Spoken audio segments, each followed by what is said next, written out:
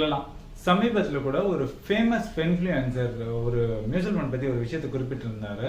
அவர் என்ன சொல்றாருன்னு பார்த்தா, ஒரு NAV நல்லா க்ரோ ஆயிருக்கு அப்படின்ற ஒரு காரணத்தை வச்சு, அதாவது ஒரு மியூச்சுவல் ஃபண்ட் நல்லா பெர்ஃபார்ம் பண்ணிருக்கு அப்படின்ற ஒரு காரணத்தை வச்சு அந்த மியூச்சுவல் ஃபண்ட்ல போய் நீங்க இன்வெஸ்ட் பண்றது மிகப்பெரிய பைத்தியக்காரத்தனம் அப்படின்னு சொல்லி அவர் குறிப்பிட்டிருந்தார்.